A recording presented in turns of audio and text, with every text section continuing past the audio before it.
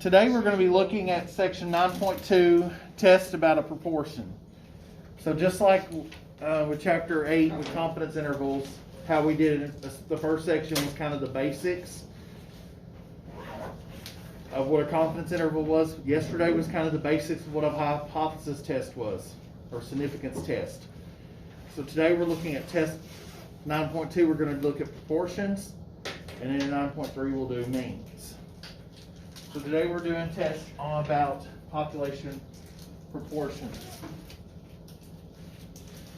So after this lesson, you should be able to state and check, oh look, those conditions, they're not going away. They're still here. We have to check the random condition, the 10% condition, and the large counts. It's the same conditions that we've had for like 3 chapters now. They're still here. So you have to check, make sure it's a random sample or a random experiment, randomized experiment. We have to make sure that the sample size is less than or equal to 1/10 of the population size. And we have to make sure that in this case, NP and N times 1 minus P are greater than 10. Yes? Can you just remind me which, is it 8 or 7 that the random, and I know that the conditions were in the last unit. They were, and I think they were even in the unit before that too. They've been in a couple units now, so we keep carrying them over. So we still have to check those conditions. And for a proportion, large counts as NP and N times 1 minus P, both being greater than 10. Greater than or equal to 10. Okay, we also will be able to perform a significance test about a population proportion and interpret the power of a test and describe what factors affect the power of a test. We haven't talked about power of a test yet. And then describe the relationship among the probability of a type 1 error, the significance level, that's what we talked about yesterday. Alpha is your probability of a type 1 error. And then the probability of a type 2 error. We did not talk about the probability of a type 2 error. Notice we did not do that yesterday, but we're going to pick that up today. And the power of a test, and those things are related there. We kind of alluded, I talked a little bit about it, like how your significance level is your probability of a type 1 error. If you lower your significance level, you raise the risk of the probability of a type 2 error. Those often work in contrast to one another. If you lower one, it raises the other, or if you raise one, it lowers the other one. So you kind of have to decide, based in context, which error are you okay with making or having a more risk of making, type 1 or type 2. And we talked about the example yesterday of the null hypothesis in the American legal system is that you're innocent until proven guilty. The alternative hypothesis is guilty. If we make a type 1 error, we fail to reject we reject the null, we reject the null when the null was actually true. So rejecting the null means they're not innocent, but they actually were innocent. So we've sent an innocent person to prison. That's a type 1 error. We've sent an innocent person to prison or put them on death row, is in the example of the Green Mile. Love how they tied that in. The type 1 error? Yeah. And we talked about that yesterday. It's in the notes, and it was on my video yesterday too. And then a type 2 error, you fail to reject the null when actually the null was false. So if we fail to reject the null, we conclude that they're innocent because we don't reject the null. But in fact, it was false. They were not innocent. So we've let a guilty person off the hook for a crime. So which error is, the worst one? Well, you could debate that. That's a philosophical question there. But which one? You do have to kind of decide. Of course, the American legal system is not really a hypothesis test, but it helps to demonstrate type 1 and type 2 errors. You have to decide in those situations which error are you more comfortable with running the risk of making. And that's going to help you decide your significance level. All right. Anyways, got off on that little bit of stuff there with those errors, but we're going to revisit those some today as well. So when we're carrying out a significance test, so recall yesterday about the basketball player who claimed that they make 80% of their free throws from the example yesterday. And we did a simple random sample of 50 free throws, so we made him shoot a set of 50, and he made 32. His sample proportion of made shots then was 32 out of 50, which is 64%, 0.64.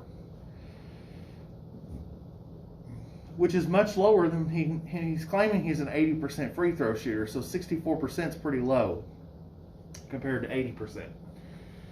Does this provide convincing evidence against his claim?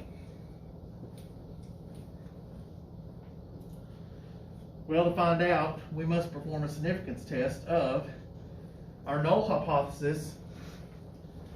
Since he's claiming he's an 80% free throw shooter, we're wanting to challenge that. We're going to say our null hypothesis is that P is equal to 0.8. That's the population proportion, meaning he makes 80% of his free throws. P is the actual proportion of free throws the shooter makes in the long run. Our alternative hypothesis, we think he's lying. We think he's a little bit of, a braggart. He's exaggerating just a bit. So we're going to say that P is less than 0.8. Okay, and that's just kind of from the problem. We have to read that to determine what our null and alternative hypothesis is. Your null hypothesis is usually the thing that you as the researcher want to challenge, the status quo, whatever it is. It's what you're wanting to challenge, and the alternative hypothesis is what you want to prove. And remember, we always decide those before we get the data. If you get data and then you build your hypothesis from the data, you're cheating.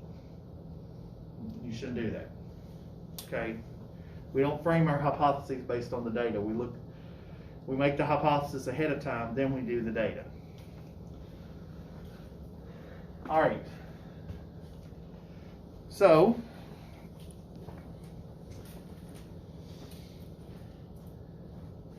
in Chapter 8, we introduced 3 conditions that we should be met before we construct a confidence interval for an unknown population proportion. Random, 10% when sampling without replacement, and large counts.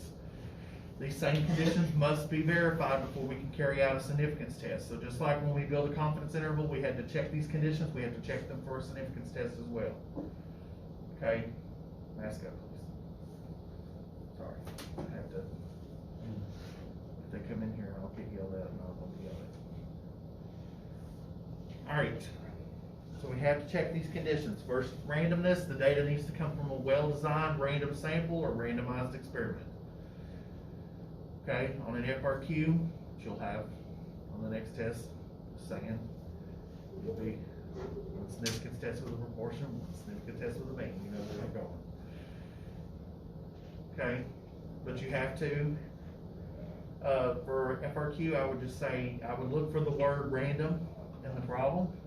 I'd almost underline it, circle it, whatever. And then I'd make a statement about it being a random sample or a randomized experiment to satisfy that condition. When you're checking conditions, you also have to check the 10% condition. That means that little n, the sample size, is less than or equal to. Now, a couple of FRQs I've graded so far, y'all had greater than or equal to. You had that backwards, and I had to count off for it. Little n is less than or equal to 1/10 of capital N, the population size. Your sample size needs to be less than or equal to 1/10 of your population size.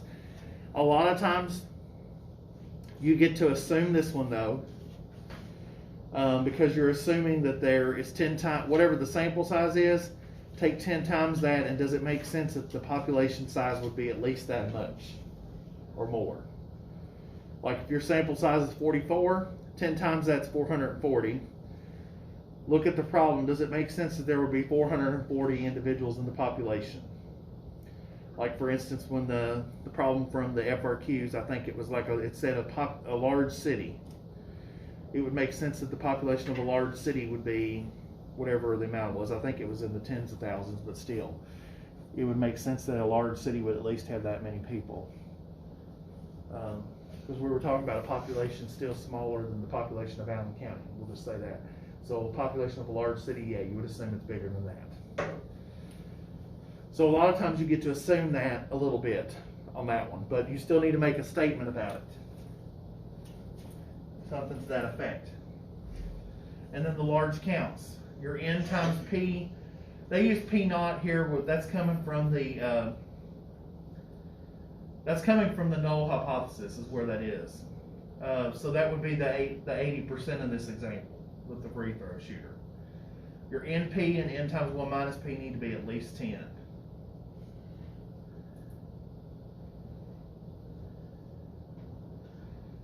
So if the null hypothesis is that P is equal to 0.8 is true, then the player's sample proportion made for free throws in a simple random sample of 50 shots would vary according to an approximately normal sampling distribution with mean P equals 0.8 and the standard deviation, the square root of P times 1 minus P all over N. We've seen that already too.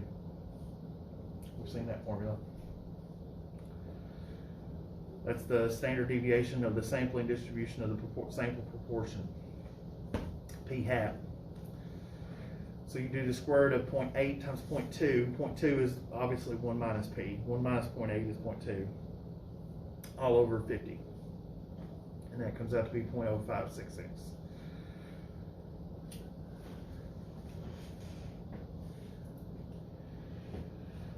All right, so a significance test uses sample data to measure the strength of the evidence against the null.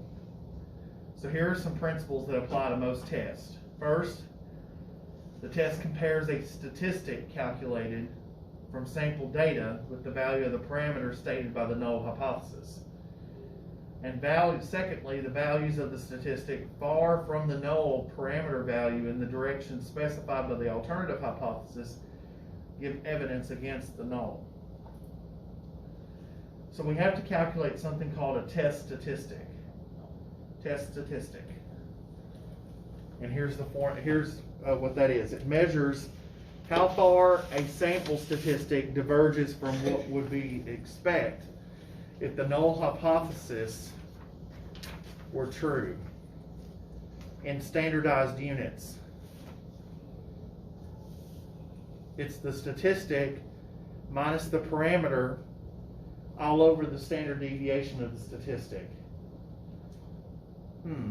That looks an awful lot like observed minus actual all over the standard deviation. What else is that? Where have we seen that before? Anybody? When did we standardize something? We got the certain score. What? The previous chapter? Actually, we've seen it for a lot of times throughout. We probably saw it first back in chapter 2, but we've seen it since then too. We standardize something, we're looking for the z-score. That formula is the z-score basically. Except instead of observed minus actual, you're doing statistic minus parameter. But it's basically the same thing. That's the formula for the test statistic, which, by the way, is right here on your formula sheet at the bottom. Standardized test statistic. Statistic minus parameter over the standard error of the statistic. They use standard error instead of standard deviation, but it's the same gist. Okay.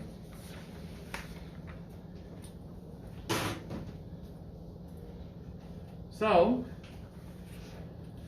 the test statistic says how far the sample result is from the null parameter value and in what direction on a standardized scale. You can use the test statistic to find a p-value of the test. What we're basically going to do is find something like a z-score, and then we're going to use the standard normal distribution. We're going to calculate the area under the curve up to that z-score, either to the left or the right. And we may have to do to the right. We've never done to the right a whole lot before, but we may have to. But we can do that easily with a normal CDF anyways. So you're going to calculate that area. You have to decide left or right, but that'll come from the alternative hypothesis. Since we think he's less than 0.8, we're going to do to the left. So we're going to calculate that area under that curve. That's going to be the p-value. So in our free throw shooter example, the sample proportion, 0.64, is pretty far below the hypothesized value of 0.8. standardizing it, we get, we take the statistic minus the parameter, that's 0.64 minus 0.8, divided by the standard deviation of the statistic, which is the 0.0566. That was your square root of p times 1 minus p all over n. That's where that 0.0566 comes from. We just found that a couple slides ago. When you divide that, you get a z-score of negative 2.83. That's almost 3 standard deviations below the mean. So right now, just thinking about your knowledge of a normal distribution, 3 standard deviations below the mean, how likely is that going to be? Not very likely. We already know this stuff. We already know that it's not a good claim. We already know his claim's bogus because we did it. We watched we saw the results from the simulation yesterday. So we already kind of know his claim's bogus, but we're going to show it. So the shaded area under the curve in A shows the p-value. That little bitty shaded area right there, do you see it on letter A? It's very small. Because 3 standard deviations below the mean, we are way down there almost. So yeah, it's going to be a small area under the curve. Talk about this little, you can see it. It's very hard to see, but you can kind of see it. The shaded area is right there, that is thicker. Right there. Which comes out to be 0.0023.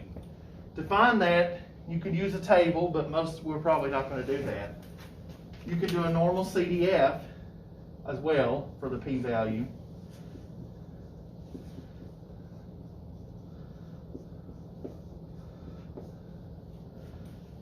From negative infinity to negative 2.83 with a mean of 0 and a standard deviation of 1 on your calculator. You can go to second bars, you can go to normal CDF, lower bound, negative infinity, because we're down here on this end of the curve. We want anything that's less than that, and that less than right there, why are we doing less than? We're doing less than because the alternative hypothesis was p is less than 0.8. So if the alternative hypothesis is p is less than 0.8, we're going to do less than. But if it had been greater than 0.8, then we would do greater than. Does that make sense? So you look at your alternative hypothesis will help you to decide which way you're going on that curve. Is that the CDF? Yes, Okay, CDF. I just make sure. Yes, normal CDF, negative 1e99 to up to negative 2.83. That's the test statistic that we just found on the last slide, with a mean of 0 and a standard deviation of 1. And that comes out to be, that's where they get this 0.0023. Okay?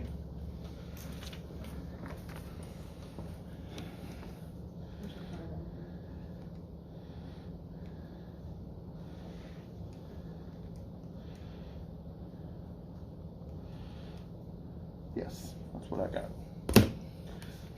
All right. That's less than 1%. That's a pretty small p-value. And if the p is low, we get to... What? If the p is low, we can reject the... No. We can reject the... No.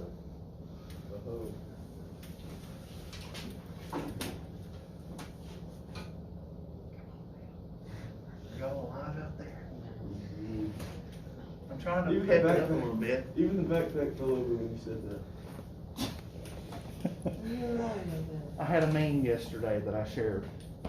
I have lots of stats memes, and a bunch of them actually are about hypothesis testing, but it's back there on that. It's the Snoop Dogg. It's the Snoop Dogg one back there. Where did you see a Snoop Dogg? Oh, on the little one. Okay. Yeah. That's why I didn't find it yesterday. If the P is low, then the hoe must go. No. Okay? I like that. So if the P value is low, like this is less than 1%, then the null must go. So there's less than 1% that all must go. Well, it has to be less than your significance level. Okay.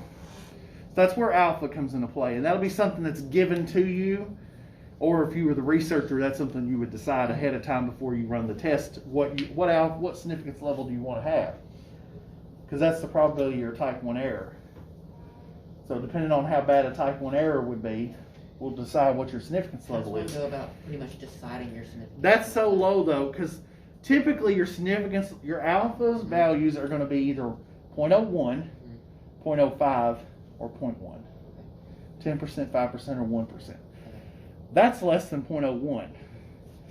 So unless you go with some weird alpha value being even smaller, that's probably going to be less than whatever significance level we do. So he's lying. He is not an 80% free throw shooter. There's not evidence, or at least there's not good enough evidence to suggest that he is. Lindsay was. Okay. She stayed. Oh, I got an award for the best free throw shooter. Did you? So if the null is true and the player makes 80% of his free throws in the long run, there's only about a 2 in 1,000 chance that that player would make as few as 32 out of 50. I mean, it's possible that he had just a really bad, day or whatever, and he shot 32 out of 50, but it's not likely. Not likely. Remember, we always reject the null, or we fail to reject the null. We never accept anything. Accept is a bad word in significance tests. Accept it. Thank you. Accept that you cannot accept it. We never accept anything. Okay, so it's what? No, so it's something with reset the words again, like the phrases. We reject the null, Reject the null. or fail to reject the null. Okay, so when you fail to reject the null, you're taking the null. Basically, So that's when the you don't have sufficient evidence for the alternative. the alternative's like a no. Okay. But if you reject the null, then you have sufficient evidence for the Okay, alternative. because the alternative is the one that it cancels out the null. Correct. It's the claim that you're trying to make. Yeah. So we're trying to say he is not an So the null 80% is free throw his. shooter. The null is that he's an 80% free Okay, throw so shooter. we're trying to We're trying to say reject he's him. it's less than that. Okay, really. okay. So we're trying to get him. We're The trying null, to reject. the null is the status quo or the established value. Okay. You're trying to challenge that by making an alternative Okay. hypothesis. We never accept anything, the alternative or even the null really. You don't want to accept the null because you're trying to challenge it. So of course you don't want to say I accept the null.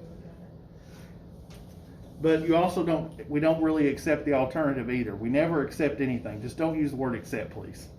Okay. At all. Don't use a step. With this. Okay. All right. So, to perform a significance test, we state the hypotheses. These are the steps we have to do to actually do one of these. We state the hypothesis. We check conditions. Okay. We calculate a test statistic and a p-value, and we compare that p-value to alpha, and then we draw a conclusion in context of the problem. And it'll either be based on our test, we reject the null or we fail to reject the null, and there is or there is not sufficient evidence for the alternative. But you put that in context. Whatever those were in terms of the actual context of the problem. So that's following this 4-step process. I'm not super big on It's early. being formal with using the 4-step process, but it is we do that kind of. I don't put it out in formal. Question. I draw it out for Are you. all the chapters 3 parts? No. In fact, all the rest of our chapters are 2 sections each. 10, 11, and 12 Mm-hmm. are 2 sections each. Oh, so we only have 3 chapters left? Yes. Oh, crap. Okay. So what we're gonna do is we finish before. We're going to review. Okay. Yeah. Final. Yeah. Review Please. for the final, review for the AP test for the AP test takers in my other class, which reviewing for the final will help review yeah. for them too. It's all Okay. one. All right. So we may do some practice AP questions, but they're practice FRQs, and really they're like the final FRQs too. So it's all. There's not very much big. We should have a difference there. potluck in here. We'll see. I don't think we're allowed to, because it's I don't before think so lunch. either. We could have But we each can just food, do it, we can just sneak it in. we could have each food item in a different part of the room. Yeah. All right. Travel around like different countries. So we follow that process.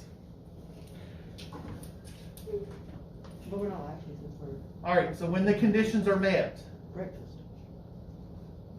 then the sampling distribution of p hat is approximately normal with the mean of p and the standard deviation of the square root of p times 1 minus p all over n. The z statistic has approximately the standard normal distribution when the null is true.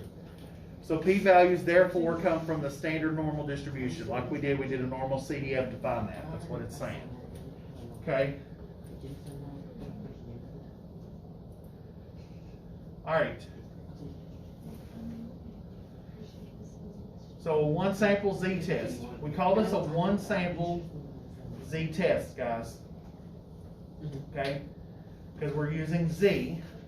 Okay? We're able to do that with a proportion. If you think ahead a little bit here, guess what? It means we won't be able to because we usually don't know the population standard deviation. We'll have to do a t-test. That's okay though. We kind of know how to do that. We'll have to go back and use the t-distribution again with means. But for a proportion, we get to use z. We get to use the standard normal distribution. So we choose a simple random sample of size little n from a large population that contains an unknown proportion p of successes. And to test our hypotheses, we first say that p is equal to p naught p sub 0, whatever that is. Remember, the null hypothesis is always the parameter equals whatever value. Okay? The parameter equals some sort of value. It's always an equal to on the null. Your alternative is where you get less than, greater than, or not, just not equal to. And we compute our z statistic. P hat minus p all over the square root of p sub 0. Really, that p in the top and the p sub 0s in the bottom are the same thing, because that's your 0.8. They're equal to each other, so I don't know why they denoted those differently. Okay, it's your statistic minus your parameter all over the standard deviation of the statistic. That's the p times 1 minus p all over n. Okay, we've seen this formula before for the standard deviation of that. So we find that p-value by calculating the probability of the z statistic this large or larger in the direction specified by the alternative hypothesis. If your alternative hypothesis, guys, if your alternative hypothesis is greater than, we do greater than that z statistic. So we would use the z statistic as our lower bound. Our upper bound would be infinity. If it's less than, we just do like what we just did. We use our lower bound as negative infinity, our upper bound, our z statistic that we just calculated. Our test statistic. If it's just not equal to, that's called a two-tailed test. You have to do both the negative, the z-score you find, you have to do the negative and the positive, and you got to do both ends. But this is symmetric. If I find one end, what can I do to the area under one end of it to get the area of all of it? If it's symmetric, how will this area compare to this area? How will those two areas compare if it's really symmetric? About the middle. I'm asking a question.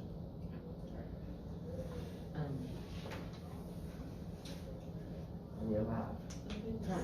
They will be, thank you, Lindsay. Symmetric, right? They'll be the same. They'll be the same. Like the area on this end, this area will be Yes. the same as this area. Well, you So said if we they're find, symmetric, so if we find one of them, we could just take that area, right, and double it. Yes. Instead of having to calculate, do normal CDF twice, Are they always gonna be, okay? like, Yeah, are how do we know they, if are they, they're symmetrical? yeah, how do you know? Well, it's a normal curve. But what if there's not a normal curve, it won't be then, right? Yeah, but we know it's a normal curve because we check those conditions. Okay, so we won't do, that'll be after we check conditions. Yes. Okay.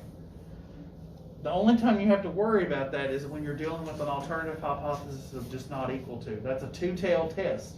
So you have to calculate the areas in each tail. 2 tails. Speaking of tail, I saw a skunk yesterday at the park. Oh my gosh, John. I did. Y'all It's saw not the important story? right now. We're Tell learning. it, just tell it really quick. This sounds interesting. There was just a skunk with big ass blood. Oh, I thought I was gonna have like I thought it had 2 tails or something. No. You got my hopes up It's for the not. literally. Oh my god. It was really All right. close. So the p-value in a one-sided test is just the area and one tail. Of course, which tail it'll be will be specified by the alternative hypothesis. If your alternative hypothesis is greater than, you're going to be on the right. If your alternative hypothesis is less than, you're on the left, like in the free throw example. But maybe we thought, hey, you're better than that. You're a 95% free throw shooter. Okay, then our alternative hypothesis would have been P being greater than 0.8. If we claim that instead. But of course, we thought he was exaggerating. So in a two-sided test, the alternative hypothesis has that form. The p-value in that test is the probability of getting a sample proportion as far or farther from the middle in either direction. So as a result, you have to find the area of both tails, which we could do by just finding the area of one and doubling it because of symmetry, since they're the same, like Lindsay said. All right. Why confidence intervals give us more information? Oh, I thought we were talking about significance tests. Well, we have to kind of talk about a little bit about confidence intervals still too, a little bit here. The result of a significance test is basically a decision to reject the null or fail to reject the null. And when we reject the null, we're left wondering what the actual proportion might be. You know, if we reject the null and say, yeah, he's lying, we know that his free throw shooting percentage is actually lower than 0.8. We still don't know what his free throw shooting percentage is. So we're left wondering about that. So a confidence interval might be the next step to take. Now let's find out what range of values that proportion would be in. And so we would do a confidence interval in that case. That would help shed some light on that issue. Because all a significance test does is say, yes, we reject the null or we fail to reject the null. It doesn't actually tell us what the value is. If we want to know an idea of what the value is, we have to do a confidence interval. All right, so this person, Taeyeon, I guess that's how you say that, found that 90 of a simple random sample of 150 students said they had never smoked a cigarette. The number of successes and the number of failures in the sample are 90 and 60, respectively. So we can proceed with calculations. If we find our confidence interval, a 95% confidence interval for that example, we can get that 95% confidence interval using the confidence interval formula. That's from the last chapter. That's your p hat plus or minus your z star times p, the square root of p hat times 1 minus p hat all over n underneath that square root there. And that comes out to be, you get 0.522, 0.678. So we're 95% confident that the interval from 0.522 to 0.678 captures the true proportion of students at his high school who would say that they have never smoked a cigarette.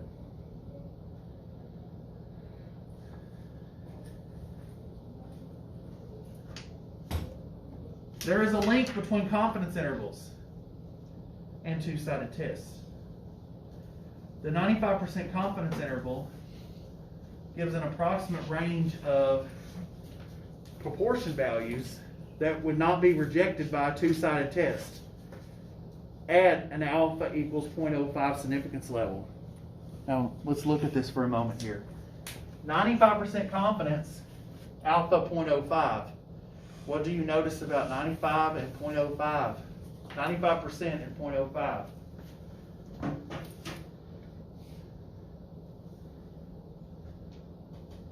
Don't they make 100? They make 100%. Yeah. Because 95% is 0.95. So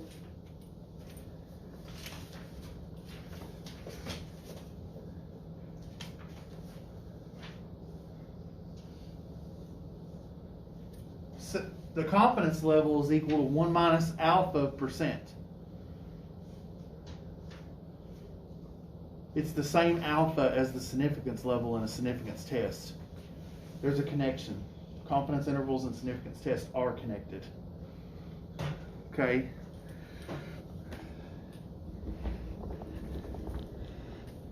Confidence level is equal to 1 minus alpha percent. So if alpha is 0.05, 1 minus 0.05 is 0.95. Convert that to a percent, it's 95%. Okay. It tells us the values. It gives us an approximate range of values that would not be rejected by a two-sided test. That two-sided test, the one that's just not equal to, those two tails, the endpoints of those tails, those are standardized on a standard normal, but if you converted those back to the distribution that we're looking at, you would get the endpoints of the confidence interval.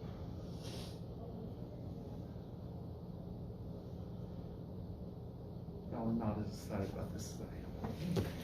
I'm sorry, it's really sleepy. It's cloudy outside, you know? What? I said it's cloudy outside, it makes me sleepy. I don't know about nobody else. I went to sleep at like 10 something last night. Now We're I'm almost 5. there. Very mad. I went to sleep. But at 12:30. Oh my god. I wanted to. That's what I was going to do last night. I was like, I'm going to stay up late just to be up late like I usually do. But no, I went to bed at 10 something. So a two-sided significance level, a two-sided test at significance level alpha, say alpha equals 0.05, and a 100 times 1 minus alpha percent confidence interval, which actually we've seen that before in the last chapter. We saw alpha in the last chapter, we just didn't know that it was the significance level. And we didn't make the connection yet that it's the same alpha that we're talking about in this chapter, and it is. Okay? This case, a 95% confidence interval, if alpha is equal to 0.05, they give us similar information about the population parameter. The moral of that story is, we can do a significance test fine and dandy to show that there's evidence to suggest that against the null, or there's not evidence against the null. But if we find there's evidence against the null, we still have no earthly idea what the actual population parameter is. So we can do a confidence interval next to get some idea of what those values are. That's the moral of that story. Okay. So, type 2 error in the power of a test. The significance test makes a type 2 error when we fail to reject the null, but the null hypothesis is really false. So we fail to reject the null, but the null was actually false. That was like yesterday with the red tide example I talked about. The null hypothesis was the toxin level in the clams was safe. The alternative was it was not safe, that it was higher than what they were reporting. If we fail to reject the null, then we basically conclude that there's no evidence against it not being safe. There's no evidence suggesting that it isn't safe. But in fact, the null is false and it's not safe. Then we have allowed toxic clams to be sold to people, and people are consuming them and possibly dying or getting sick. That was a type 2 error in that example. Okay. In the legal example, we fail to reject the null, so we fail to reject that they're innocent, but in fact they're not innocent. So we've let a guilty person off the hook for a crime, and maybe they go and commit it again. So there's consequences to that. But there are many values of the parameter that make the alternative hypothesis true, so we concentrate on one value. The probability of making a type 2 error depends on several factors, including the actual value of the parameter. A high probability of a type 2 error for a specific alternative parameter value means that the test is not sensitive enough to usually detect that alternative. If it has a high probability of a type 2 error for a specific alternative parameter value, That means that the test is not sensitive enough to usually detect that alternative. The power of a test. The power of a test against a specific alternative is the probability that the test will reject the null at a chosen significance level alpha when the specified alternative value of the parameter is true.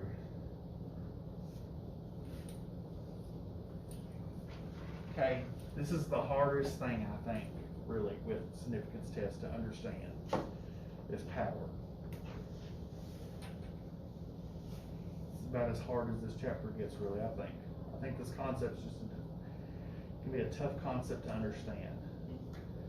But it's the power of a test against a specific alternative is the probability that the test will reject the null at that level alpha when specified alternative value of the parameter is true. Alright, so the potato chip producer wondered whether the significance test, where we have the null hypothesis is 0.08 versus the alternative hypothesis being greater than 0.08, based on a random sample of 500 potatoes, has enough power to detect a shipment with, say, 11% blemished potatoes. In this case, a particular type 2 error is to fail to reject the null when P is equal to 0.11 actually. So if the null is true, a decision to reject the null based on the data is a type 1 error.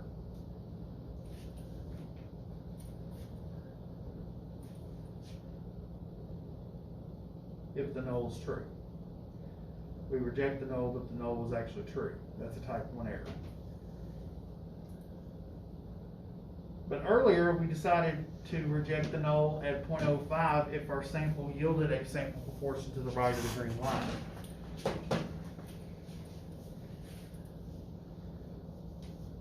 But what if P is equal to 0.11? Well, if the null is false, a decision to fail to reject the null based on the data is a type 2 error.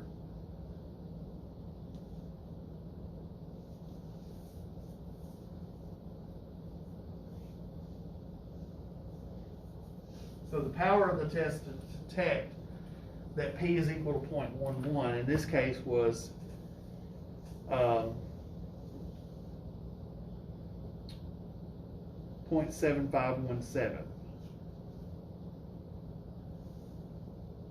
So if the null, this is if the null is false, but a decision to fail to reject the null based on the data, this case is a type 2 error.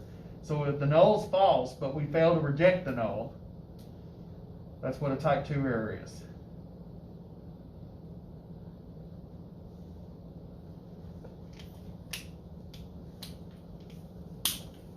See what?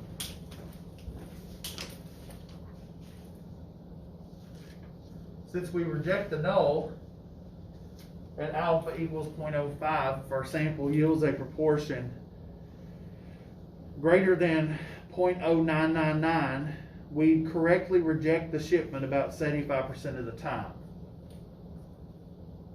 Okay, so there's potatoes, we're trying to detect how many of them, what percentage of them are blemished. We don't want there to be, obviously, if we're making potato chips here, we don't want there to be a lot of blemished potatoes, because then you end up with bad potato chips that nobody wants to buy. Or somebody buys and then they're like calling the company to like get a refund because their potato chips look messed up. Okay?